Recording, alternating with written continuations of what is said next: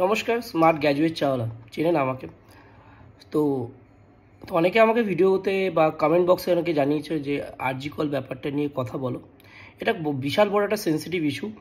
যেইটা অন্যায় হয়েছে, দিদিভাই হোক, বোন হোক, আমাদের ছোট হোক, বড় হোক, আমি জানি না, আই ডোন্ট নো। সো আশা করি ছোটোই হবে, বোনের মতন। তো এরকম যেন কোনো বোনের সাথে না হোক বা কোনো দিদিভাইয়ের সাথে না হোক, এমনকি আমার ঘরের পরিবারের সাথেও না হোক। এটা একদম নিন্দনীয় ঘটনা। এর মানে প্রতিবাদ জানাই আমি। তো আমার মূল উদ্দেশ্য সেটা দিয়ে নয়। গ্র্যাজুয়েট চাওয়ালা মানে ইউনিক। আমি একটা ইউনিক কনসেপ্ট ভেবে রেখেছি। আমার মেয়েকে নিয়ে এই একটা ভিডিও বানাবো, যে আরজি কলের ব্যাপারটা নিয়ে। আমার মেয়ে থাকবে এর সাথে, সোনামাকে নিয়ে ভিডিও করব। তো একজন আমাকে নিয়ে গান লিখেছিল, কোথাকার ছেলে ঠিক মনে নেই। তো উজ্জ্বলদার গান, সেই গানটা বেশ ভাইরাল হয়েছিল। তো এই গানটা লিখেছে, আমার পারমিশন লেখেনি, তো আমাকে পারমিশন ছাড়াই লিখেছিল। তা আমাকে বলেছিল যে দাদা তুমি একটু ভিডিওটা শেয়ার করো। তো আমি শেয়ার করে দিয়েছিলাম ওই সময়। নিশ্চয়ই আমাকে নিয়ে একজন গান লিখেছে বা একটা সামান্য চাওয়ালাকে নিয়ে। আমি সবসময় ডাউন টু আর্থ, সবাই তোমরা জানো। তো আমি সে প্রতিবাদ করছি না বা কিছু নয়, সেই ব্যাপারেও কোনো কথা বলছি না। সেই ছেলেটা আজকে ওই দিদিভাই বা বোনকে নিয়ে, যে মৌমিতা দেবনাথ, দিদি বা বোনকে নিয়ে একটা ভিডিও বানিয়েছে বা গান লিখেছে। যাই হোক, সে ভিডিওতে তুমি স্ক্রিনে একবার দেখে নাও। এই যে স্ক্রিনের মধ্যে দিয়ে দিলাম, কি কি লিখেছে একটু পড়ে শোনাই। দেওয়ার পর বলছে দাদা একটু শেয়ার করে দাও ফেসবুকে থেকে, একটু শেয়ার হলে ভাইরাল হবে। তারপর একটা 43-এ লিখেছে, তারপর দুটো একে লিখেছে, করলে না শেয়ারটা। তারপর 3:52 আমাকে লিখেছে, আমার ভিডিওটা ডিলিট করে দাও। বুঝতে পারলে? যেটা আমার সাথে ফোন রেকর্ডিং করে আপলোড করেছিল, যেটা হচ্ছে স্মার্ট 4 হুইলার ভিখারি, যে বলতে গেলে সিজিদ্দা, সরি, সিজিদ্দাকে নিয়ে যে একটা ভিডিও বানিয়েছিলাম। ও সিজিদ্দার নামে যা যা বলেছে, সিজিদ্দাগুলোকে নিয়ে একটা গান লিখতে বলেছিল বা এরকম কথা বলেছিল। সেই পরিপ্রেক্ষিতে ওই আমাকে বলেছে, আমি বলেছিলাম কলটা রেকর্ডিং করছি, আমি কি আপলোড দিতে পারি? তখন ও নিজের ভাইরাল হওয়ার চক্করে একটা নতুন 2 টাকার পেজ খুলেছে।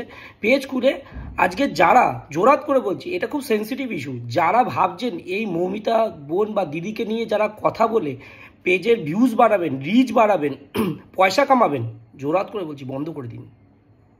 এটা কোনো পয়সা কামানোর জায়গা না, এটা কোনো ইসের জায়গা নয়, এখানে সিম্পিতি গেইন করা জায়গা নয়। কিছু কিছু কিছু মানুষ আছে, দেখছি সোশ্যাল মিডিয়ায়, চোখ থেকে জল বের করে এরকম করছে। কিন্তু তার ভিডিও প্রোফাইলে গিয়ে একবার দেখে নিন তার প্রিভিয়াস ভিডিওগুলো, জঘন্য থেকে জঘন্যতম ভিডিও করেছে।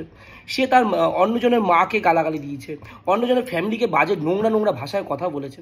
সে এখন এই ব্যাপারে সিম্পিতি গেইন করে মিলিয়ন ভিউজ, টাকা কামাচ্ছে। প্লিজ প্লিজ রিকোয়েস্ট করছে গ্র্যাজুয়েট চাওয়ালা, এই নোংরামিটা করবেন না সোশ্যাল মিডিয়ায় এসে। সোশ্যাল মিডিয়াটা খুব সুন্দর প্ল্যাটফর্ম।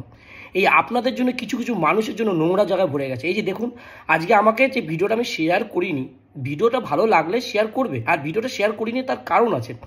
কালকে আমি সারা দিন থানাতে ছিলাম, কারণ আমার যে 10 লাখ টাকার ব্যাপারটা নিয়ে আমি গিয়েছিলাম বাড়িতে। সেখানে গিয়ে ঝামেলা হয়েছে, এফআইআর হয়েছে। সেখানে ফট করে আমার আমাকে গায়ে হাত দিতে গিয়ে আমার ওয়াইফের গায়ে হাত দিয়েছে। আমি ভিডিওটা এখনও ছাড়িনি। আমার ওয়াইফে ওটা যদি ছাড়ি না, আজকে যেটা যে আমি চাই না যে মহিলাদের কোনো সিম্পিতি নিতে, ঠিক আছে? ওটা পুলিশ বলছে এফআইআর করো, আমি এখনও অবধি এফআইআর করিনি, ঠিক আছে? আমি আমাদের যে দাদা আছে, যে আমাদের পার্টির সর্বকত উচ্চ নেতৃত্ব আছে, তাদেরকে জানিয়েছি। তারা একটা মিটিং হবে, তারপর আমি গিয়ে পাবলিশ করব, ঠিক আছে? আমি 10 লাখ টাকা দিয়েছি, আমি অপরাধী হয়েছি। 10 লাখ টাকা দিয়ে আমি মার খেয়েছি, গায়ে হাত দিতে পারিনি। আমার ওয়াইফের ঘুষিটা লেগেছে ঘাড়ে, প্লাস হচ্ছে আমার বাচ্চাটা কোল থেকে পড়ে গেছে, আছে ভিডিও। আমি সেই পরিস্থিতি ছিলাম, সেই জন্য ভিডিওটা শেয়ার করতে পারি। সে না জেনে আমাকে কি বললো, যে তুমি ভিডিওটা শেয়ার করলে না, তুমি আমাকে ইস্যু দেবে। তাহলে এর চক্কর কি আমাকে কি লিখলো ওখানে, পয়েন্ট অফ ভিউ দেখে নাও। আরেকবার দেখাচ্ছি যে ভাইরাল হবে ব্যাপারটা। এর চক্কর হচ্ছে এই যে এর সাথে অন্যায় হয়েছে, সেটা মেন মোটিভ নয়। এর মোটিভ হচ্ছে আমি ভাইরাল হব, আমি টাকা ইনকাম করব। ছি ছি ছি ছি ছি ছি। আমি জানি, আমি আমার 11 বছর সেলস এক্সপিরিয়েন্স, মানুষের মানসিকতা পড়তে পারি আর মানুষের লিফটিং পড়তে পারি দূর থেকে। এত বড় অভিজ্ঞতা। অ্যাজ এ সিনিয়র ছিলাম রিলায়েন্স জিওর মতন কোম্পানিতে, অ্যাজ এ সিনিয়র হিসেবে কাজ করে এসেছি। Is 5 years continuous as a topper.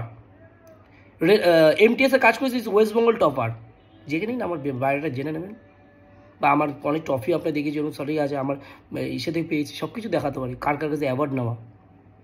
তো প্লিজ জোরাত করে বলবো, দিদি ভাই বা দাদারা যারা এই ভিডিও করছেন বা মনে দুঃখ নিয়ে ভিডিও করছেন, ঠিক আছে, সেটা মনে করছেন এটাতে আর্নিং হবে। হ্যাঁ, আমি যদি আপনারা সত্যি যদি সেই মানুষ হন, এখান থেকে যে আর্নিংটা হবে, যে আপনারা যে ভিডিওটা আপলোড করেছেন এই সিম্পিতি গেইন করে বা যে ভালোই করে একটু করুন না, বলুন না যে এখান থেকে যে আপলোড হবে সেটা আমি কোনো গরিব মানুষকে দিয়ে দেবো, সেটা কোনো ট্রাস্টে দিয়ে দেবো, সেটা কোনো জায়গায় দান করে দেবো।